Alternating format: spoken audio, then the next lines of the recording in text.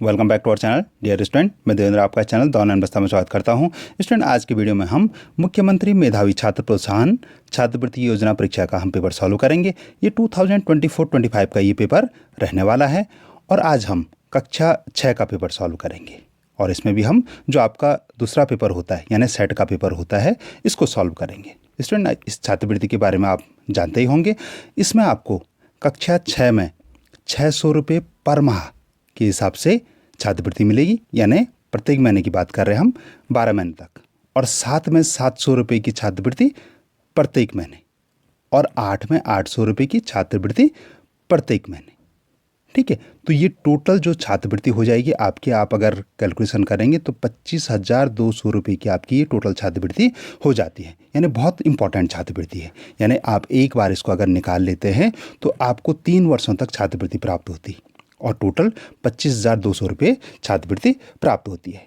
कुछ इंपॉर्टेंट और चीज़ें हैं, इनको भी हम देख लेते हैं। इसमें आपको पूर्णांक 60 नंबर है, यानी 60 नंबर का सेट का पेपर होता है और 60 नंबर का मैट का पेपर होता है और प्रश्न भी 60 ही होते हैं।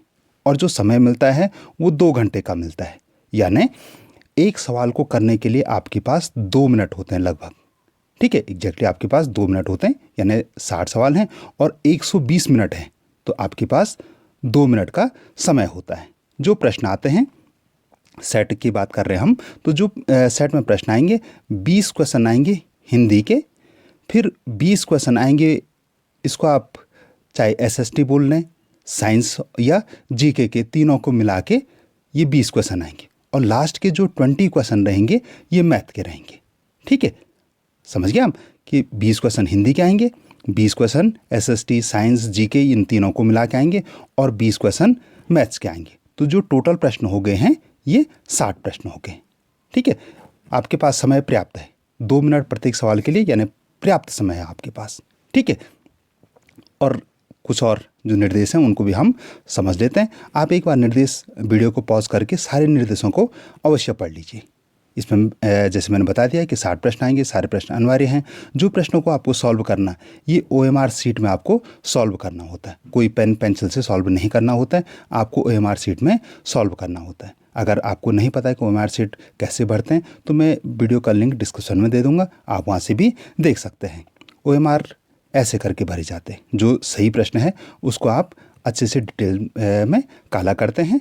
ठीक है, इसके लिए आप नीली या काली जो बॉल पेन है, चाहे आप नीली बॉल पेन ले लें, चाहे काली आप बॉल पेन का इस्तेमाल कर सकते हैं, यानी दोनों में से किसी एक भी पेन का इस्तेमाल आप कर सकते हैं।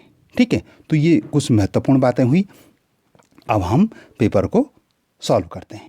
चलिए शुरू करते हैं और ये रहा क्वेश्चन नंबर 1। स्टूडेंट, इससे पहले मैं क्वेश्चन नंबर 1 शुरू करूँ, आप अपनी जो कॉपी है, जीके की कॉपी है, उसको निकाल लीजिए, पेन निकाल लीजिए। जैसे मैं प्रश्न पढ़ रहा हूँ आप उनके आंसरों को आप नोट करते रहेंगे। और आप अगर हमारे चैनल पर नए हैं तो चैनल को सब्सक्राइब अवश्य कर लें। जो सब्सक्राइब बटन है इस समय आपकी स्क्रीन पे विजिबल है। चैनल को सब्सक्राइब करें, वीडियो को लाइक करें और अपने दोस्तों के साथ भी आप शेयर करेंगे तो आपके साथ साथ उसको भी छात्रवृत्ति प्राप्त हो जाएगी। तो चलिए क्वेश्चन नंबर 1 देख लेते हैं हम। निम्नलिखित में से किस मुहावरे का अर्थ शुद्ध बुद्ध खोना है?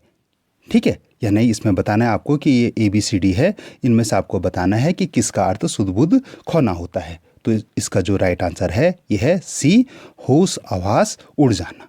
ठीक है, तो आप पहले प्रश्न लिख लीजिए, ठीक है, और फिर इस आंसर को लिख लीजिए। आप वीडियो को पॉज कर सकते हैं। चलिए क्वेश्चन नंबर हम 5 देख लेते हैं। क्रिमिच की गेंद प्रयोग की जाती है। तो जो क्रिमिच की गेंद किस में प्रयोग की जाती है? हमारे पास ऑप्शन है फुटबॉल में, हॉकी में, टेनिस में, क्रिकेट में। तो इसका जो राइट आंसर है वो है D, क्रिकेट में। आपने जो कक्षा 4 में क्रिमिच की गेंद वाला पाठ पढ़ा होगा, तो उसमें जो आपने प्रश्न उत्तर पढ़े होंगे तो उसमें बताया ही था। ठीक है, ये शब्द आपने कक्षा 4 की किताब में देखा होगा। ठीक है, और ये प्रश्न में आपने देखा होगा जहाँ पे बताया गया था कि एक तरफ से खेल के नाम लिखे थे और एक तरफ से उसमें किस प्रकार की गेंदें प्रयोग की जाती हैं वो लिखा था। ठीक है, तो इस 5 का जो राइट आंसर है वो है D। आई होप कि आपको क्रिमिच की गेंद वाला पार्ट याद आ गया होगा। चलिए, आपने क्वेश्चन नंबर 1 और क्वेश्चन नंबर 5 आपने लिख लिया। अब क्वेश्चन नंबर हम 2 देख लेते हैं। मरियल शब्द का समानार्थी मतलब पर्यायवाची।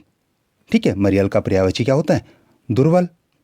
ठीक है, क्वेश्चन नंबर 2 का जो राइट आंसर है वो है सी, दुर्बल। क्वेश्चन नंबर 6 देख लेते हैं। अभिनय करने वाला कहलाता है, यानी जो अभिनय करता है, जो एक्टिंग करता है, तो वो क्या कहलाता है? अभिनेता।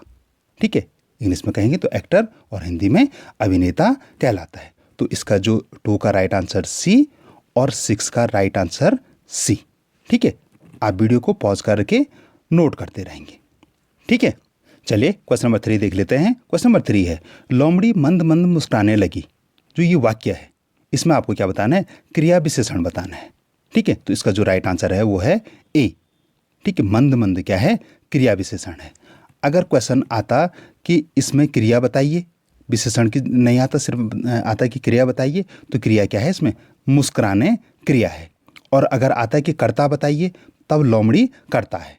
ठीक है, तो आपको इस प्रकार का भी पता होना चाहिए। हो सकता है जब आप पेपर दे रहे हों तो तब आए कि कर्ता क्या है। ठीक है, ऐसा ही कोई वाक्य है तो पूछा जाए कि कर्ता क्या है, तो कर्ता क्या है इसमें? लोमड़ी है, मंद मंद क्रिया विशेषण, मुस्कुराने क्रिया है। ठीक है, तो आप जो मैंने कहा इसको भी आप नोट करेंगे। क्वेश्चन नंबर 7 बहुत इंपॉर्टेंट क्वेश्चन है।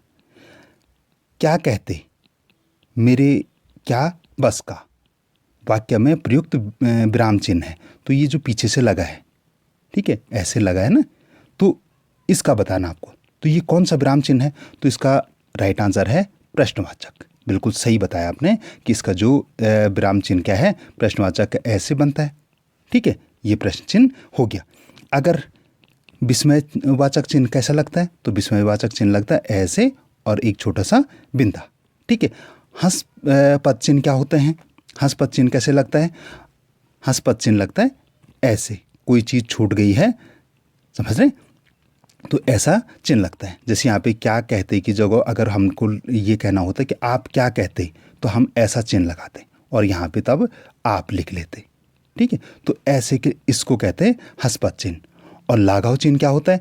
लाघव चिन्ह एक गोल होता है। जैसे हमको माना डॉक्टर लिखना है, ठीक है, तो हम ऐसा लिखते हैं और यहाँ पे से पूरा डॉक्टर ना लिख के डाल लिखते हैं और जीरो लगा देते हैं। तो ये जो जीरो है ये क्या है? लाघव चिन्ह। तो आपने ये चारों चिन्ह समझ लिए। हो सकता है कि आपके पास कुछ और पूछा जाए। तो विस्मय प्रश्नवाचक चिन्ह तो यहाँ पे आपने देख लिया, विस्मयवाचक चिन्ह ये, हंसपद चिन्ह ऐसा और लाघव चिन्ह ऐसा गोल। ठीक है, डॉक्टर लिखने के लिए या कुछ ऐसा लिखने के लिए, समझ गए? जो मार्क ऑफ एब्रिवेशन बोलते हैं उसको इंग्लिश में। ठीक है, चलिए क्वेश्चन नंबर हम 4 देख लेते हैं। नाक भौं सिकोड़ना मुहावरे का अर्थ क्या है? नाक भौं सिकोड़ने का अर्थ क्या है? इसका अर्थ है घृणा करना। ठीक है, सी इसका राइट आंसर है, घृणा करना। क्वेश्चन नंबर 8, लाल हरा या नीला पीला वाक्य में प्रयुक्त विराम चिन्ह। अब ये फिर से विराम चिन्ह है। ये लाल और हरा के बीच में आप ये एक ऐसी डंडी देख रहे हैं। ठीक है, तो इसको क्या कहते हैं? तो इसको क्या कहते हैं? योजक चिन्ह कहते हैं। ठीक है, जो ये बीच में है इसको क्या कहते हैं? योजक चिन्ह कहते हैं। अब हम बाकी भी देख लेते हैं। ABC निर्देशक चिन्ह क्या हुआ? तो निर्देशक चिन्ह आप यहाँ पे देख रहे होंगे, ये डैश कर रखा है। ठीक है, ऐसे डैश कर लेते हैं, इसको कहते हैं हम, जो है के बाद देख रहे हैं ना आप, ये है निर्देशक चिन्ह। विवरण चिन्ह क्या हुआ? विवरण चिन्ह में डैश ही होता है लेकिन उसके आगे ऐसा होता है, ये जो 2 बिंदे लग जाते हैं और फिर एक, ये यहाँ पे 2 लग गए, ये होता है। ठीक है, ये हो गया, ये क्या होगा? विवरण चिन्ह हो गया। उद्धरण चिन्ह ये ऐसे लगते, डबल इन्वर्टेड कॉमा, ये उद्धरण चिन्ह हुआ। ठीक है, स्पेशली हम इसको परिभाषा के लगाते हैं। ठीक है, यहाँ पे जैसे ये सिंगल इन्वर्टेड कॉमा है तो वो डबल इन्वर्टेड लग जाता है, तो वो उद्धरण चिन्ह हो। और योजक चिन्ह तो बता दिया आपको कि एक डैश जैसा 2 शब्दों के बीच में लगेगा, समझ गए? अब आपको चारों चिन्ह पता लगे कि निर्देशक चिन्ह किसे कहते हैं, विवरण चिन्ह किसे कहते हैं, उद्धरण चिन्ह किसे कहते हैं और योजक चिन्ह किसे कहते हैं। आई होप कि आपको चारों समझ में आ गए। नहीं आए तो आप कमेंट सेक्शन में पूछेंगे। ठीक है, चलिए अब हम क्वेश्चन नंबर 9 देख लेते हैं। मैं इसको साफ कर लेता हूँ। भेंट शब्द का अर्थ उपहार है, इसका अन्य अर्थ है, तो इसका अन्य अर्थ क्या होगा? मुलाकात। ठीक है, असमंजस शब्द का अर्थ है, असमंजस का जो 13 है, 13 का राइट आंसर है डी, दुविधा। ठीक है, कहते हैं ना बड़ी असमंजस की स्थिति है भाई, तो बड़ी दुविधा की स्थिति है। ठीक है, तो 9 का ए और 13 का डी आप नोट भी करते रहेंगे। जो प्रश्न नहीं आए समझ में आप कमेंट में पूछेंगे। ठीक है, मैं निश्चित रूप से उसका हल बताने की प्रयास करूँगा। ठीक है, या ज़रूरत पड़ेगी तो एक नया सा उस पर वीडियो बनाएंगे। क्वेश्चन नंबर 10, जो कलाबाजियाँ खा सकते हैं। तो जो कलाबाजियाँ खा सकते हैं तो इसका आंसर बहुत आसान है, कलाबाज या कर्तव्यबाज हम उसको कहते हैं। क्वेश्चन नंबर 14, निम्न में से कौन सा शब्द पुल्लिंग है। यहाँ पे पुल्लिंग और स्त्रीलिंग के बारे में पूछा गया है। तो यहाँ पे पुल्लिंग पूछा गया, तो पुल्लिंग कौन है, पिता पुल्लिंग है, बाकी बहन, माता, दादी ये तीनों क्या हैं, स्त्रीलिंग है। ठीक है, क्वेश्चन नंबर हम 11 देख लेते हैं। क्वेश्चन नंबर 11 है, उल्टे पांव लौटना निम्न में से है। यानी ये क्या है, जो उल्टे पांव लौटना ये क्या है, ये संज्ञा है, लोकोक्ति है, समास है या अलंकार है। तो बी इसका राइट आंसर है। ये क्या है, ये लोकोक्ति है। क्वेश्चन नंबर 15, वह सफेद अंग रखा और पैजामा पहने हुए था। वाक्य में सर्वनाम क्या है। तो वाक्य में सर्वनाम क्या है, वह। ठीक है, वह वाक्य में सर्वनाम है। तो क्वेश्चन नंबर 11 का राइट आंसर बी और क्वेश्चन नंबर 15 का डी, ये भी आप नोट कर लेंगे। क्वेश्चन नंबर हम 12 देख लेते हैं। अचानक शब्द का समानार्थी, फिर से क्या हो गया, पर्यायवाची पूछ लिया। तो 12 का जो राइट आंसर है अचानक मतलब एकाएक। ठीक है, बी इसका राइट आंसर हुआ। क्वेश्चन नंबर 16, निम्नलिखित में से अकबर का बेटा नहीं है। तो अकबर का, सलीम अकबर का बेटा था, मुरीद भी अकबर का बेटा था और दनियाल भी अकबर का बेटा था।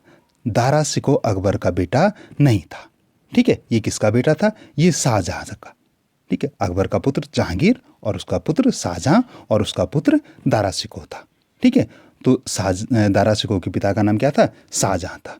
इसके भाई का नाम औरंगजेब था। ठीक है, कभी कभी ये प्रश्न में आ सकता है कि छोटा अकबर किसे कहते हैं। तो छोटा अकबर दारा शिकोह को कहते हैं। किसे कहते हैं, दारा शिकोह को कहते हैं। क्या कहते हैं, छोटा अकबर। ठीक है, ये हो सकता है ये प्रश्न आपको जब आप पेपर दे रहे हों तो ये प्रश्न आपको आ सकता है। बहुत इंपॉर्टेंट प्रश्न है। चलिए क्वेश्चन नंबर हम 17 देख लेते हैं। क्वेश्चन नंबर 17 है, नक्काशी करने में किस औजार का उपयोग किया जाता है। नक्काशी करने में, तो नक्काशी करने में हथौड़ा और छेनी का प्रयोग किया जाता है। ठीक है, हथौड़ा और छेनी से हम नक्काशी करते हैं। दरांती से तो हम काटते हैं, कुदाल से हम खोदते हैं और फावड़े से क्या करते हैं, आप कमेंट में बताएंगे। ठीक है, आपने फावड़ा देखा होगा, तो फावड़े से हम क्या करते हैं, तो इसको आप कमेंट में बताएंगे। ओके, क्वेश्चन नंबर 21 देख लेते हैं। दिए गए घरों में संबंधित कॉलम ए तथा कॉलम बी का आपको मिलान करना है। ठीक है, तो इसमें देखो इग्लू क्या है, बर्फ का घर। ठीक है, हाउस बोट ये जो डल झील वगैरह में तैरती हैं हाउस बोटें। बहुमंजिला घर ये हुआ और झोपड़ी ये हुई। ठीक है, तो आप इन चारों को नोट कर लीजिए। ठीक है, आप इनको चित्र भी बना सकते हैं। ठीक है, तो ये अगर आपको चित्र बनाना आता है तो बहुत अच्छी बात है, तो आप इनको बना लेंगे। तो अगर इसमें से एक भी प्रश्न आए तो आप आसानी से कर पाएंगे। ठीक है, चलिए क्वेश्चन नंबर हम 18 देख लेते हैं। क्वेश्चन नंबर 18 है, निम्न में असंगत शब्द है। अब हमारे पास ऑप्शन है चावल, दूध, गुड़ और साबुन। चावल, दूध, गुड़ ये तीनों क्या है, खाने पीने की चीज़ें हैं। साबुन से हम कपड़ा धोते हैं। तो इसका जो राइट आंसर होगा वो है डी। समझिए। चलिए क्वेश्चन नंबर 19 देख लेते हैं। लकड़ी के कारीगर के औजारों का समूह कौन सा है। तो जो लकड़ी के कारीगर हैं तो इनका औजारों का समूह कौन सा है, तो बी इसका राइट आंसर है, आरी और रंधा। ठीक है, ये इसके औजारों के समूह है। क्वेश्चन नंबर 22 देख लेते हैं। थोड़ा मैं एडजस्ट कर लेता हूँ। हाँ, अब आपको अच्छे से विजिबल हो रहा होगा। क्वेश्चन नंबर 22 है, ये भी मिलान वाला है। कॉलम ए का कॉलम बी से मिलान कर सही विकल्प चुनिए। तो कठफोड़वा, यहाँ पे कठफोड़ ये चिड़ियों के नाम दे रखें और यहाँ पे वो क्या करते हैं। ठीक है, तो कठफोड़वा क्या करता है, ये पेड़ के तनों पे छेद करता है। ठीक है, गिद्ध क्या करता है, मरे हुए जानवरों को खाता है। उल्लू रात्रिचर है और कबूतर क्या करता है, गुटरगू करता है। ठीक है, तो 22 का जो राइट आंसर हो जाएगा वो है बी। ठीक है, लेकिन आप इसको नोट करेंगे। समझ के एक साइड इसको लिखिए और इसमें मिलान कीजिए। ओके, चलिए क्वेश्चन नंबर हम 20 देख लेते हैं। निम्नलिखित में शुद्ध वाक्य है, तो 20 का जो राइट आंसर वो है डी, मैं वहां जरूर काम करना चाहूंगा। ठीक है, ये राइट आंसर। बाकी आप देखेंगे, तीनों एबीसी पढ़ेंगे तो ये राइट आंसर नहीं है। ठीक है, ये शुद्ध वाक्य नहीं है। डी सिर्फ शुद्ध वाक्य जो है वो डी है। चलिए क्वेश्चन नंबर 23 देख लेते हैं। स्टूडेंट, इससे पहले हम क्वेश्चन नंबर 23 सॉल्व करें, अगर आपने अभी भी हमारे चैनल को सब्सक्राइब नहीं किया तो चैनल को अवश्य सब्सक्राइब करें, वीडियो को लाइक करें, अपने दोस्तों के साथ भी शेयर करें। स्टूडेंट, हम बहुत महत्वपूर्ण वीडियो बनाते रहते हैं जो कि आपकी छात्रवृत्ति के लिए बहुत इंपॉर्टेंट है। मैं उन सब का लिंक डिस्क्रिप्शन में दे रहा हूँ, आप उनको भी देख सकते हैं। जैसे मैं शुरू में बता चुका हूँ कि आपके लिए छात्रवृत्ति कितनी महत्वपूर्ण है। इस छात्रवृत्ति में एक बार निकालने पर आप 6, 7, 8, 3 सालों में आपको छात्रवृत्ति प्राप्त हो रही होती है। ठीक है, तो मैंने इसके लिए काफ़ी सारे वीडियो बना रखे हैं और उसका लिंक में, उनके सारे के लिंक में डिस्क्रिप्शन में दे रहा हूँ, आप उनको भी अवश्य देखें। ठीक है, इस छात्रवृत्ति की तैयारी करने के बाद आप 8 में जाके, जब आप कक्षा 8 में होंगे तब आप एनएमएस की छात्रवृत्ति दे सकते हैं। कक्षा 9 में फिर से आप मुख्यमंत्री मेधावी छात्रवृत्ति दे सकते हैं। तो आप एक बार अच्छे से तैयारी करें तो आप ये 3-4 छात्रवृत्तियाँ आप आसानी से निकाल पाएंगे। तो चलिए क्वेश्चन नंबर 23 देख लेते हैं। आपका मित्र विगत दिन से सर्दी व जुकाम से पीड़ित है, आप उसे निम्न में से किसके सेवन की सलाह देंगे? तो हम उसको किसके सेवन की सलाह देंगे? हम उसको अदरक के सेवन की सलाह देंगे। क्वेश्चन नंबर 26, कन्नौज किस वस्तु के निर्माण के लिए प्रसिद्ध है? तो कन्नौज इत्र के लिए प्रसिद्ध है। तो इसका जो राइट आंसर ए और इसका राइट आंसर सी। ठीक है, नोट भी करते रहेंगे आप। चलिए क्वेश्चन नंबर हम 27 देख लेते हैं। चित्र में प्रदर्शित पंजा मुख्यतः किस प्रकार के कार्य के लिए प्रयुक्त है? तो ये पंजा किस प्रकार के कार्य के लिए प्रयुक्त है? तो ये पानी में तैरने के लिए प्रयुक्त है।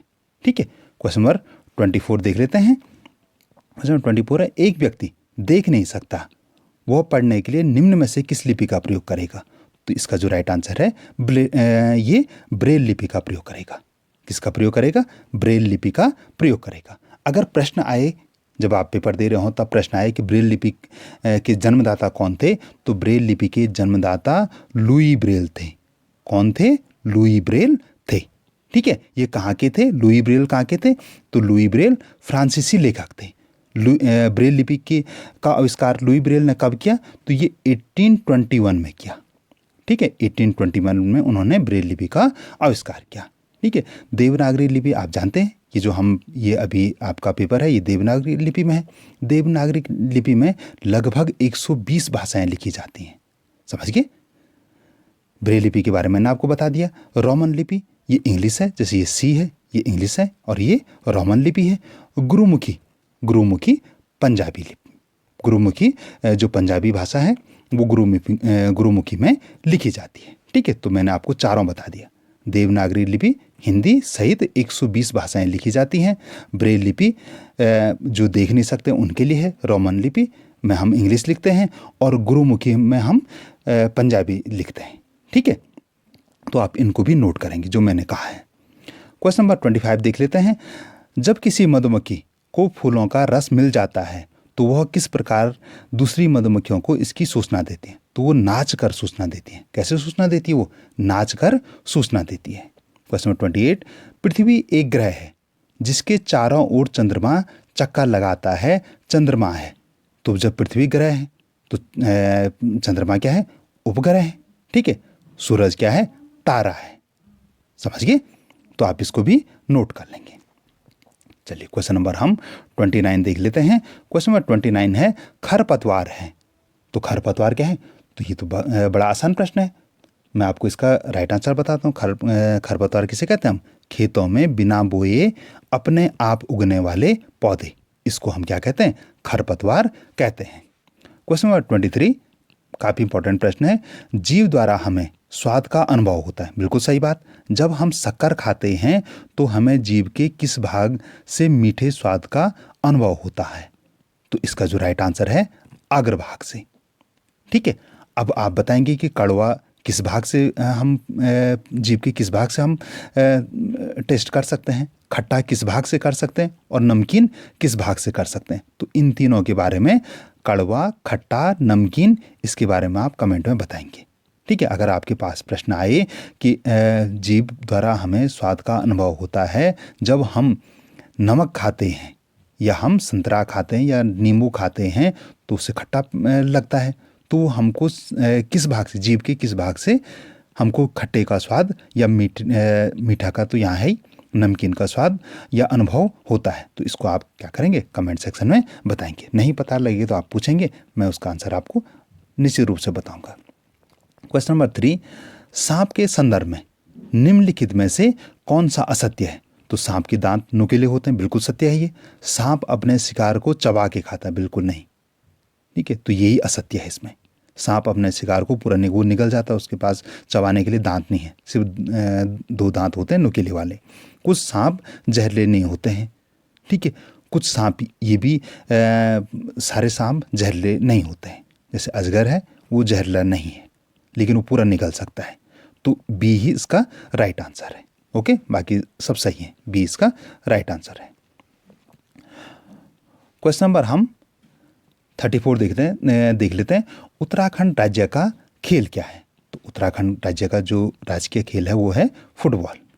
क्वेश्चन नंबर 31, छात्रों का एक समूह बीजों का अंकुरण करना चाहता है। वो क्या करना चाह रहे हैं? वो बीजों को उगाना चाह रहा है, उनका अंकुरण करना चाह रहा है। तो उनके द्वारा किस तरीके को अपनाने से बीजों का अंकुरण सबसे पहले होगा? तो इसका जो राइट आंसर है डी, नमी युक्त कपड़े में लपेट कर। ठीक है, अगर वो कपड़े नमी युक्त कपड़े में लपेटेंगे तो जल्दी अंकुरण होगा। ठीक है, क्वेश्चन नंबर हम 35 देख लेते हैं।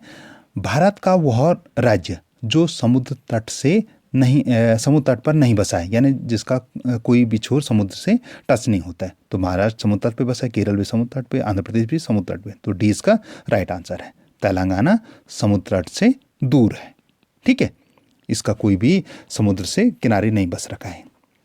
क्वेश्चन नंबर हम 32 देखिए, थोड़ा मैं इसको एडजस्ट कर लेता हूँ। हाँ, अब आपको अच्छे से विजुअल हो रहा होगा। दिए गए बार चार्ट के आधार पर बताइए कि कुल कितने घरों में बिजली और एलपीजी, यानी दोनों को बताना आपको, बिजली और एलपीजी का प्रयोग खाना बनाने हेतु होता है। तो आप देखो, उपले का प्रयोग होता है 20 से थोड़ा ज़्यादा और 30 से कम, यानी उपले का प्रयोग होता है 25 घरों में। एलपीजी का प्रयोग होता है 50 घरों में। ठीक है, एलपीजी 50 घरों में होता है। कोयले का प्रयोग होता है 30 घरों में और बिजली का प्रयोग होता है लगभग 20 घरों में। ठीक है, तो आपको 50 और 20, क्योंकि यहाँ बिजली और एलपीजी दोनों पूछे हैं, तो 50-20 ए इसका राइट आंसर है। ठीक है, समझ गए। क्वेश्चन नंबर 36, प्याज को खराब होने से बचाने के लिए निम्न में से उपयुक्त तरीका है। तो इसका राइट आंसर सी, नमी रहित खुले स्थान पे रखना। ठीक है, तो प्याज क्या रहेंगे, काफ़ी समय तक रहेंगे। क्वेश्चन नंबर 37 है, उत्तराखंड में स्थित जिम कॉर्बेट नेशनल पार्क मुख्यतः निम्न में से किस जानवर के संरक्षण हेतु प्रसिद्ध है? तो ए इसका राइट आंसर है, बाघ के लिए। गैंडा के लिए कौन सा प्रसिद्ध है? तो ये काजीरंगा नेशनल पार्क प्रसिद्ध है। और बर्फीला तेंदुआ के लिए गंगोत्री राष्ट्रीय उद्यान। ये भी लिख लेंगे आप। कस्तूरी मृग ये उत्तराखंड का राजकीय पशु है। ठीक है, अगर प्रश्न आए कि उत्तराखंड का राजकीय पशु कौन है, तो ये कस्तूरी मृग है। और राष्ट्रीय फूल कौन सा है, तो भी आप बताएंगे। और राजकीय फूल कौन सा है, वो भी आप कमेंट सेक्शन में बताएंगे। ठीक है, उत्तराखंड का राजकीय फूल कौन सा है, ये भी आप कमेंट सेक्शन में बताएंगे। और भारत का, हमारे देश का जो राष्ट्रीय फूल है वो कौन सा है, इसको भी, इन दोनों को आप कमेंट सेक्शन में बताएंगे। गैंडा के लिए कौन सा उद्यान है? काजीरंगा नेशनल पार्क है। और हिम तेंदुआ जो, या बर्फीला तेंदुआ या हिम तेंदुआ कहाँ पाया जाता है? तो ये गंगोत्री राष्ट्रीय उद्यान इसके लिए, इसको संरक्षित करने के लिए है। ठीक है, तो इन चारों को भी जो मैंने बताया, इनको भी आप नोट कर लेंगे। क्वेश्चन नंबर 41, यहाँ से 41 से लेकर और 60 तक क्या होंगे, ये आपके लिए मैथ्स के प्रश्न होंगे। जो 20 क्वेश्चन होंगे ये मैथ्स के होंगे। ठीक है, आई होप आप नोट कर रहे होंगे हैं। क्वेश्चन नंबर 41, 50 मल्टीप्लाई या गुणा गया 0 गुणा गया 100 गुणा गया 5 का मान कितना होगा? तो इसका मान 0 होगा। ठीक है, कोई भी चीज़ को हम 0 से गुणा करते हैं तो उसका मान क्या होता है? 0 होता है। ठीक है, ये आप ध्यान रखेंगे। तो चूंकि 0 से मल्टीप्लाई हुआ तो इसलिए इसका राइट आंसर 0 है। और 37 का जो राइट आंसर है वो है ए। नोट भी करते रहेंगे, मैथ्स के सवाल हैं, आप उनको अवश्य नोट करेंगे। क्वेश्चन नंबर 38, भवन निर्माण से पहले उसको डिजाइन किया जाता है, निम्नलिखित में से भवन डिजाइन से संबंधित है। तो भवन डिजाइन से संबंधित आर्किटेक्ट, बी इसका राइट आंसर है। हमारे पेट में पाचक रस होता है, 39 का। तो हमारे पेट में जो पाचक रस होता है वो क्या होता है, अम्लीय होता है, ठीक है, उसको HCl भी कह सकते हैं।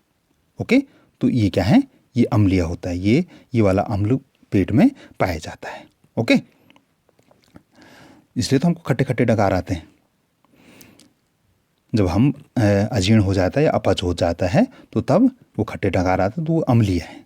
ठीक है, अब क्वेश्चन नंबर हम 42 देख लेते हैं। संख्या 46390 में 6 और 9 का हम स्थान चेंज कर देंगे। ठीक है, 6 और 9 का हम, यानी 6 की जगह हम 9 लिख देंगे और 9 की जगह 6 लिख देंगे, और उसके बाद हम कितने संख्या का, यानी कितना उसमें अंतर होगा। तो आपको पहले क्या करना है, एक ही संख्या है, अब 6 की जगह हम 9 लिख के देख लें। यहाँ पे 4 लिखा हमने, अब 6 की जगह हमको 9 लिखना है, यहाँ पे 9 लिखा हमने, फिर 3 लिखा, फिर 6 लिखा और फिर 0 लिखा। ये हमको नई संख्या प्राप्त होगी। अब इनमें हमको अंतर बताना यानी घटाना होगा। तो इसमें हम 4, 6, 3, 9 और 0 इसको क्या करेंगे, माइनस कर देंगे। ठीक है, तो इसका जो राइट आंसर आएगा वो आएगा, ये आएगा 0, 7, 9 और 2। ठीक है, ये इसका राइट आंसर होगा। ठीक है, तो 2970, तो 2970 कौन सा है, सी इसका राइट आंसर है। जो मैंने बताया आप उसको भी वीडियो को पॉज कीजिए और उसको नोट कीजिए आप। ठीक है, क्वेश्चन नंबर 39 तो हो गया था। क्वेश्चन नंबर 43 देख लीजिए आप। 396 भागा 4 का मान होगा। तो एक बार देख लीजिए आप 396। अब सीधा सीधा तो इसका पहले मैं आपको इसका आंसर बता देता हूँ। इसका आंसर है बी। कैसे है, 4 को 2 कर दिया तो इसमें भी 2 का भाग दे दिया। ठीक है, और नहीं तो आप इसको निकाल के देख लीजिए, इसमें आप 4 का भाग दो, 396, तो आप इसमें पूरा भाग देंगे तो जो आंसर आएगा वो आएगा 99। ठीक है, अब इसका डिवाइड करो और देखो कि 99 आ रहा है या नहीं आ रहा है। क्या इसका आंसर 99 आ रहा है या नहीं आ रहा है। इसको भी भाग दो और इसको भी भाग दो। अगर 99 आ रहा है तो आप कमेंट सेक्शन में यस लिखेंगे कि यस 99 आ रहा है, तो मुझे ये पता लग जाएगा आप यहाँ तक पहुँच गए और आपको ये प्रश्न समझ में आ गया है। चलिए क्वेश्चन नंबर 40 देख लेते हैं। वन अधिकार कानून सन 2007 में लागू किया गया था, इस कानून से संबंधित नहीं है। इस कानून से क्या संबंधित नहीं, तो डी, जंगल वो वहाँ पैदा होने वाली चीज़ों पर उनका हक न होना। ठीक है, तो डी इसका राइट आंसर है। क्वेश्चन नंबर 44 देख लेते हैं, इसका आप नोट कर लेंगे। ठीक है, क्वेश्चन नंबर 44 देख लें। 1 किलोग्राम बराबर है, तो 1 किलोग्राम बराबर क्या होता है, 1000 ग्राम होता है। ठीक है, अब ये 50-50 100 ग्राम हुए, ये 100-100 200 ग्राम हुए। ठीक है, ये भी 150 धन 750 यानी ये भी 900 ग्राम हुए। 350 धन 650 ये क्या हुआ, ये 1000 ग्राम हुआ। तो डी इसका राइट आंसर है। ठीक है, आपको पता है कि 1 ग्राम बराबर 1 किलोग्राम बराबर 1000 ग्राम, तो ये इसका राइट आंसर है, डी इसका राइट आंसर है। ठीक है, चलिए क्वेश्चन नंबर हम 45 देख लेते हैं। क्वेश्चन नंबर 45 है, यदि एक अंडा 3 रुपये 50 का है। ठीक है, एक अंडा कितने रुपए का है, 3 रुपये 50 पैसे का है। तो 1 से 1/2 दर्जन, यानी 1 से 1/2 दर्जन कितने, 1 दर्जन में आते हैं 12 और आधे दर्जन में आएंगे 6, तो यानी कितने अंडों की बात कर रहा है, 18 अंडों की बात कर रहा है। ठीक है, 1.5 दर्जन अंडों का मूल्य क्या होगा। तो अब आपको क्या करना है, 18 गुणा गया 3.50। ठीक है, अब आप इसको मल्टीप्लाई करेंगे तो आप देखेंगे जो राइट आंसर आ रहा है वो आ रहा है 63। अब जरा आप बताओ कि 3.50 गुणा गया 18 क्या 63 आ रहा है या नहीं आ रहा है। ठीक है, अगर नहीं आ रहा तो आप कमेंट में बताएंगे और आ रहा तो आप उसको भी बताएंगे। क्वेश्चन नंबर 48, आयुषी रात को 10:30 पे सोती है। कब सोती है? रात को 10:30 पे। आप कितने बजे सोते हैं? सर बताएंगे कमेंट में कि सर मैं कितने बजे सोता हूँ। ठीक है, आयुषी रात को 10:30 पे सोती है तथा सुबह 5:40 पे उठ जाती है। तो वह कुल कितने घंटे सोती है? तो इसको कैसे निकालेंगे हम? 10:30 और 12 बजे तक कितने मिनट होंगे? 12 बजे इसको घटाएंगे पहले, 10:30। तो यानी आंसर निकला वो 1 घंटा 30 मिनट। 12 बजे तक 1 घंटा 30 मिनट हुआ। अब 5:40 पे उठती है और धन 1 घंटा 30 मिनट। ठीक है, अब इसको आप ऐड करेंगे 0 0 और 4 और 3 7। अब यहाँ तो 60 मिनट होते हैं। ठीक है, तो यहाँ पे ये क्या हो जाएगा? 60 और 10 ये रहेगा 1 और 6 एक 7 और 1 घंटा हम इधर लेंगे तो 7 घंटा 10 मिनट सोती है। समझ गए? वो कितना सोती है? वो 7 घंटा 10 मिनट सोती है। ठीक, चलिए क्वेश्चन नंबर हम 46 देख लेते हैं। महेश ऋषिकेश से 40 किलोमीटर दूर हरिद्वार की ओर जा रहा है। यहाँ पे महेश है, ठीक है, और वो 40 किलोमीटर दूर हरिद्वार की ओर जा रहा है। राकेश ऋषिकेश से 95 किलोमीटर विपरीत दिशा में श्रीनगर की ओर जा रहा है। तो हरिद्वार से श्रीनगर की दूरी कितनी है? अब माना बात ये है ऋषिकेश, समझे? राकेश गए यहाँ से इधर हरिद्वार, ये है 40 किलोमीटर। और नहीं, महेश गए हरिद्वार। महेश कहाँ जा रहा है? ऋषिकेश से हरिद्वार जा, और राकेश जा रहा है ऋषिकेश से श्रीनगर, ये है 95। अब इन दोनों की दूरी बतानी हमको। ठीक है, तो आप क्या करेंगे? इन दोनों को जोड़ लेंगे, 40 प्लस 95। तो इसका जो राइट आंसर आएगा 40 प्लस 95 का आंसर आएगा 135। ठीक है, समझ गए?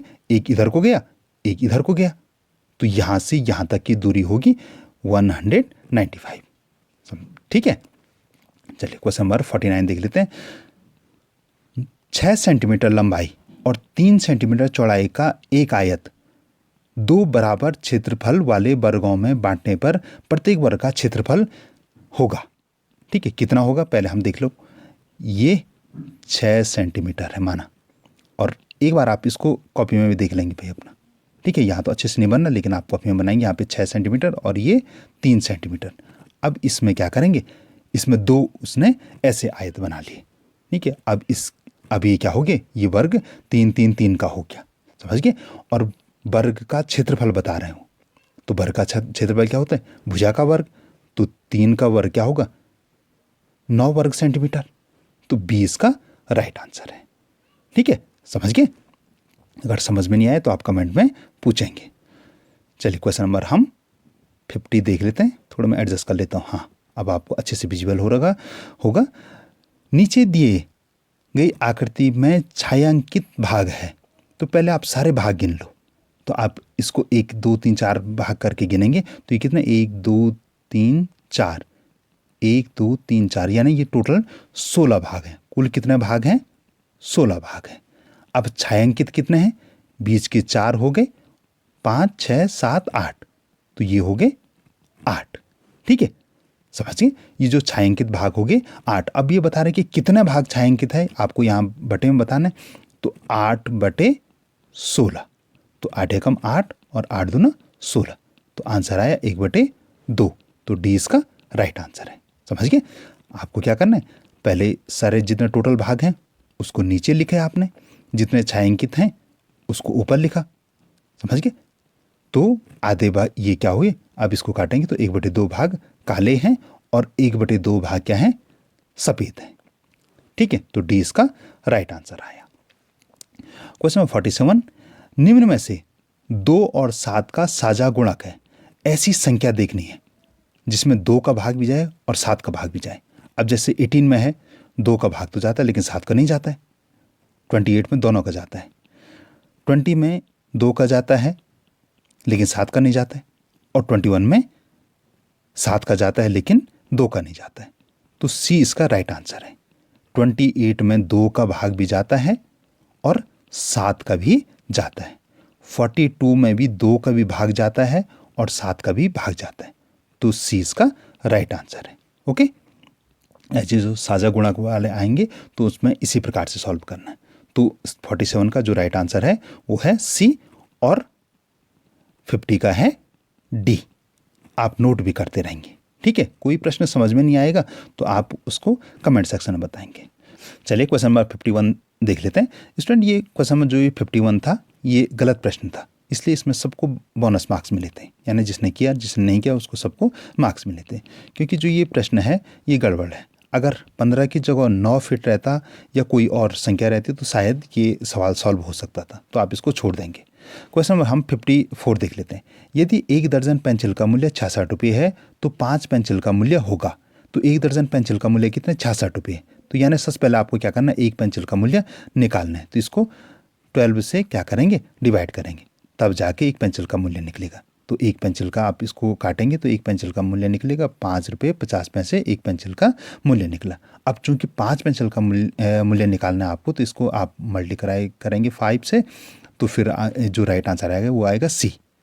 आप एक बार देख लीजिए, 50 का 0, 5 5 जा 25 का 5 और 5 5 जा 25 और 27, तो 27 रुपये 50 पैसे। तो सी इसका राइट आंसर होगा, ठीक है। जो मैं विधि बता रहा हूँ आप उसको भी नोट कर लेंगे, ठीक है। क्वेश्चन नंबर 55, श्याम के पास 250 मिली की एक बोतल है, 250 ml की क्या है उसके पास एक बोतल है, जिसकी सहायता से उसे 2 लीटर पानी की एक बोतल भरनी है। श्याम को छोटी बोतल से कितनी बार बड़ी बोतल में पानी भरना होगा। तो इसमें आप देख लो, मैंने इससे पहले एक बार बताया था आपको कि 1 किलोग्राम बराबर कितना होता है, 1000 ग्राम। तो 1 लीटर बराबर भी कितना होता है, 1000 मिलीलीटर। समझ रहे? अब 2 लीटर की बोतल यानी गुणा गया 2 बराबर क्या हुआ, 2000 मिलीलीटर। अब उसके पास 250 ml की बोतल है, तो कितनी बार भरेंगे, तो ये बटे 250, ये कटा ये कटा, 25 1 जा 25 और 25 8 जा 200, तो कितनी बार भरेगा, 8 बार। समझ गए? क्योंकि क्या होते, 1 लीटर बराबर 1000 मिलीलीटर, चूँकि आप मिलीलीटर के बारे में से भरना हो, तो 1000 मिलीलीटर बराबर 1 लीटर, तो 2 लीटर बराबर 2000 मिलीलीटर, और उसको काटेंगे आप तो 8 इसका राइट आंसर आएगा। क्वेश्चन नंबर 52 देख लेते हैं। एक कक्षा में गणित विषय का अध्ययन करने वाले विद्यार्थी की संख्या 12 है, तो इसको टैली चिन्ह से प्रदर्शित किया जा सकता है। एक कक्षा में जो गणित विषय का जो अध्ययन कर रहे हैं उन विद्यार्थियों की संख्या कितनी है, 12 है। तो इसको टैली चिन्ह में कैसे दिखाएंगे, तो टैली चिन्ह में देखो, इसको ये है 5, 1 2 3 4 और 5, ठीक है। तो 5 ये 10 और ये 12, ठीक है। ये 5 हुआ, ये 5 10 और ये 11 और ये 12, तो ए इसका राइट आंसर है और इसका राइट आंसर सी है, ठीक है। चलिए क्वेश्चन नंबर हम 53 देख लेते हैं। एक बगीचे के माली का दैनिक पारिश्रमिक 250 रुपये कितना है, प्रत्येक दिन उसको कितने रुपये मिलते हैं, 250 रुपये मिलते हैं। यदि माली द्वारा जुलाई के महीने में 1 सप्ताह कार्य न किया गया हो तो माली को उस महीने कितने पारिश्रमिक मिलेगा, यानी कितने रुपये उसको महीने में मिलेंगे। तो पहले देखो जुलाई में कितने दिन होते हैं, 31 दिन। अब उसने 1 हफ्ते काम नहीं किया, यानी उसने नहीं किया काम 7 दिन, तो यानी कितने दिन काम किया उसने, 24 दिन, ठीक है। टोटल काम किया उसने 24 दिन। अब एक दिन में मिलते हैं उसको 250 रुपये, और 250 गुणा गया 24 आप करेंगे तो आंसर आएगा बी, 6000 दिन, ठीक है। आंसर कितना आएगा, 6000 दिन। तो आप इसको इस प्रकार से भी कर सकते हैं, ठीक है। ऐसे भी कर सकते हैं कि आपको ये, लेकिन ये थोड़ा लंबी विधि हो जाएगी कि आप 250 गुणा गया 31 करेंगे, तो आप ये करेंगे तो तब आंसर आएगा 7750, ठीक है। ये राइट आंसर आएगा। फिर आप 250 गुणा गया 7 करेंगे, फिर जो राइट आंसर आएगा, फिर 7750 में जो यहाँ आया वो घटाएंगे, तो ये जरा थोड़ा लंबा हो जाएगा। तो इससे बेटर आप क्या करेंगे, 31 दिन, जुलाई में 31 दिन और माइनस 7 दिन तो 24 दिन बचे, और 250 गुणा गया आप 24 करेंगे तो 6000 दिन राइट आंसर आ जाएगा। ठीक है, तो आप इस जो मैंने विधि बताया आपको, इसको भी आप नोट करेंगे। क्वेश्चन नंबर 56, करीम ने 30 रुपये किलोग्राम के भाव से आधा किलो टमाटर खरीदे। कितने रुपए के टमाटर खरीदे? 30 रुपये किलो था, तो आधा किलो कितने का होगा? 15 रुपये का आधा किलो होगा। ठीक है, टमाटर खरीदे उसने, 15 रुपये के टमाटर हो गए। 20 रुपये प्रति किलोग्राम के भाव से 2 किलो आलू खरीदे, यानी 20 रुपये का 1 किलो, तो 2 किलो के दाम हो गए 40 रुपये किलो। ठीक है, 40 रुपये के उसने आलू खरीद दिए। 20 रुपये प्रति किलोग्राम के भाव से 1/4 किलोग्राम उसने प्याज खरीदा, यानी इसमें आप 4 का भाग देंगे, यानी चौथाई। अगर वो आधा किलो, आधा का आधा हुआ ना, तो 20 का आधा, अगर आधा किलो खरीदता तो वो 10 रुपये का होता, और पाव भर खरीदा उसने, 1 पाव खरीदा, यानी आधा का भी आधा, तो यानी 5 रुपये का उसने क्या खरीदे?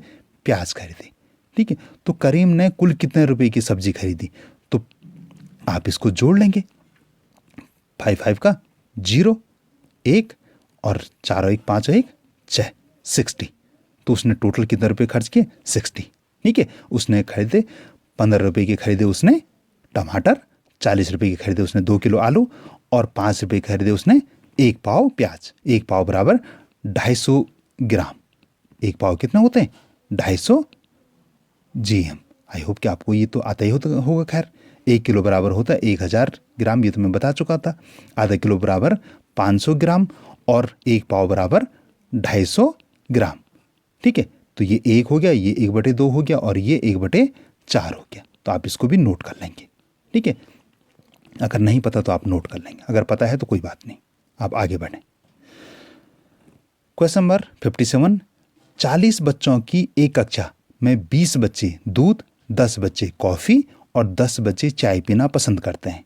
इस स्थिति को दिखाने के लिए उपयुक्त चपाती 8 होगा। तो 20 टोटल बच्चे हैं 40। ठीक है, आधा पी रहे हैं दूध, तो 1/2 क्या कर रहे हैं? दूध पी रहे हैं, तो आधा ठीक हो गया, आधा दूध पी रहे हैं। और 10 बच्चे यानी दोनों को मिला के आधा 1/4, तो ए इसका राइट आंसर होगा। 57 का जो राइट आंसर है वो है ए। क्वेश्चन में हम 59 देख लेते हैं। तरकारी की दुकान में यदि लौकी की कीमत 20 रुपये प्रति किलोग्राम हो, तो 4 सही 3/4 किलोग्राम लौकी की कीमत होगी।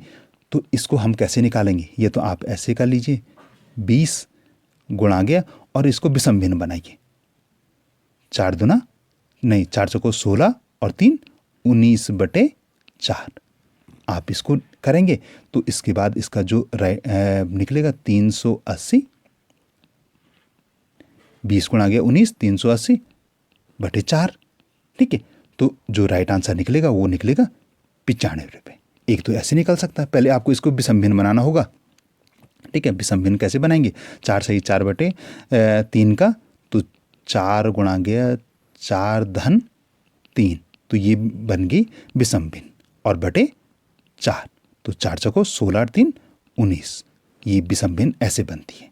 ठीक है, ये विषम भिन्न बन गई। एक तरीका तो ये हो गया, या आप सबसे पहले इसको क्या कर लो, दशमलव में बदल लो। तो इसको आप दशमलव में कैसे बदलेंगे? तो ये फिर से आप विषम भिन्न बनी, और फिर इसको ये काटा। ठीक है, तो इसका जो राइट आंसर निकलेगा वो 4.75 निकलेगा। अब इसको आप 20 से गुणा कर लो। ठीक है, तो आंसर 95 ही निकलेगा। तो इसको सॉल्व करने के 2 तरीके हैं। ओके, चलिए क्वेश्चन नंबर हम 59 देख लेते हैं। क्वेश्चन नंबर 59 देख लेते हैं। 1 किलोग्राम में 24 लड्डू आते हैं। 1 किलोग्राम में कितने लड्डू आते हैं? 24 लड्डू। 12 किलोग्राम लड्डू को डिब्बों में पैक करना है। कितने डिब्बों में पैक करना है? इसको 12 किलोग्राम। अगर 1 किलोग्राम में 24 लड्डू आते हैं तो तब 12 किलोग्राम लड्डुओं को डब्बे में पैक किया जाना है। यदि एक डब्बे में सिर्फ 16 लड्डू आते हैं तो कितने डब्बों की आवश्यकता होगी? तो इसको आप इस प्रकार से करेंगे। ठीक है, 1 किलोग्राम में आते हैं 24 लड्डू, 12 किलो लड्डू पैक करने हैं, तो 12 किलोग्राम में आएंगे कितने? तो आप करेंगे 24 गुणा गया 12, तो टोटल लड्डू हो गए 288 लड्डू हो गए। समझ गए? टोटल पहले आप लड्डुओं की संख्या निकालेंगे तो लड्डुओं की संख्या होगी 288। आप ये देख रहे हैं ना कि 1 किलोग्राम में 24 लड्डू आ रहे हैं और 12 किलो लड्डू पैक करने, तो टोटल कितने लड्डू पैक करने, 288 लड्डू पैक करने। अब एक डब्बे में 16 ही लड्डू आ रहे हैं, तो अब आप क्या करेंगे, 16 से भाग दे देंगे, 16 भागा 288। ठीक है, अब आप इसको डिवाइड कीजिए, भाग कीजिए और फिर जो आंसर देखिए कि आंसर 18 आ रहा है या नहीं आ रहा। आप ये कमेंट में बताएंगे कि राइट आंसर 18 है या नहीं है। चलिए आज की वीडियो का हम अंतिम प्रश्न देख लेते हैं। निम्न में से कौन सी आकृति ईंट की सतह प्रदर्शित करती है? तो इसका जो राइट आंसर है वो है डी। तो डियर स्टूडेंट, ये था हमारा आज का वीडियो। आई होप कि आपको सारे प्रश्न समझ में आए होंगे। अगर कोई प्रश्न समझ में नहीं आया तो आप उसको कमेंट सेक्शन में बताएंगे, मैं निश्चित रूप से आपको उसका आंसर दूंगा। स्टूडेंट, अगर आपने सारे प्रश्न देख लिए हैं, सारे आपको समझ में आ गए और अभी भी आपने हमारे चैनल को सब्सक्राइब नहीं किया तो चैनल को आप अवश्य सब्सक्राइब करें, वीडियो को लाइक करें, अपने दोस्तों के साथ भी शेयर करें। हम ऐसे महत्वपूर्ण वीडियो बनाते रहते हैं।